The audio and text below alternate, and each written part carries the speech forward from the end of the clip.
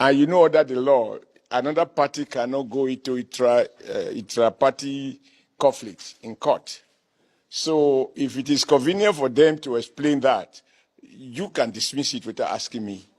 The fact that there have been division in Edo before their primaries and after their primaries is an open secret. And the issues in dispute are also very open.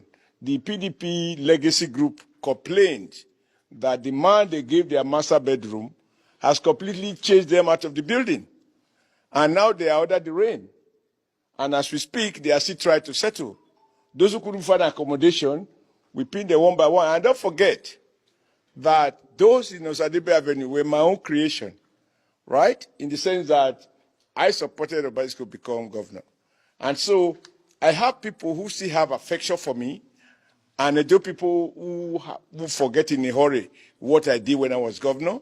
And those of them who didn't quite readily appreciate now can compare the past with the present. So if they have dispute or disagreement, which they couldn't settle, and they choose to settle it in court, and the court nullify the process, and nullify the fact that those who, I mean, you read the judgment, so it's not me. How can anybody say, if you know Danobi, the leader of the legacy group, you know he was my fierce critic when I was in government.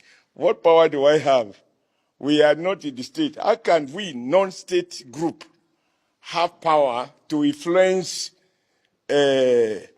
seasoned politicians to move against themselves? So this is purely PDP intra-party. And I think the lesson is very clear, namely that parties must be encouraged to obey the laws that regulate the conduct of primaries, and that rules are meant to be obeyed. If you formulate your constitution, it is the base of the contract between party members. Now, the Electoral Act is meant to ensure that everybody play the game within the, within the rules. So we have nothing to do with it. Nothing to do with it. What they are saying is that. But in any case, why should we even bother about shortcut? Any day we will defeat Osho Egodaro. Because consultancy is different from governance. And people hype the fact that he's chairman of this, chairman of that. I mean, talking about chairman, somebody whose life has been collective profit, no human touch. You can't compare him to a candidate who has lived with the people.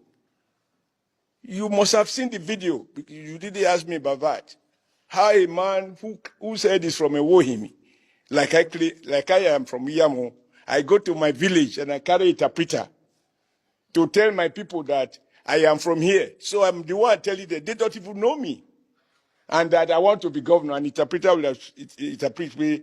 Also, governor.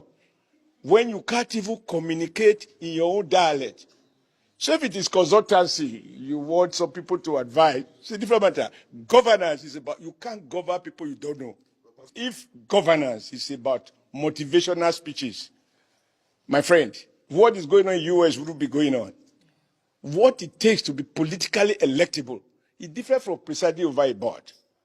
And people know that when you spend all your life seeking profit, exploiting suppliers and consumers, you never have a human feeling.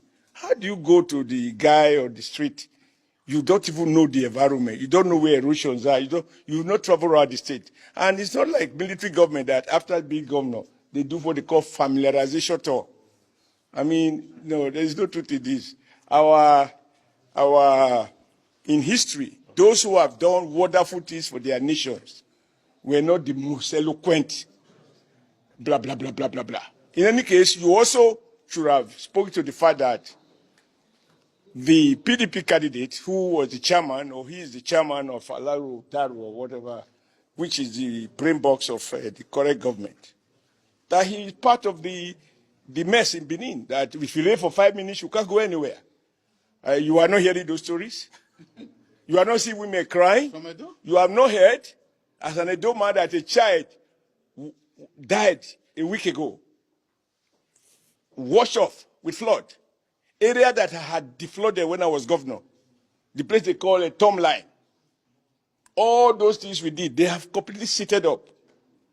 People normally would look forward to rainy season. But in Edo now, they are scared when it's raining. Even children. I've told you of a casualty. Did you hear that? What caused a young man's life? About 9 years old boy. 9 years old boy who could have probably be president one day. He's been wasted. So I think we should focus not on what they say. But let me also add this. There is a huge moral issue. When you cheat on yourself within the party, this is intra-party contestation. And what the court said yesterday was that the PDP candidate cheated himself to acquire that ticket.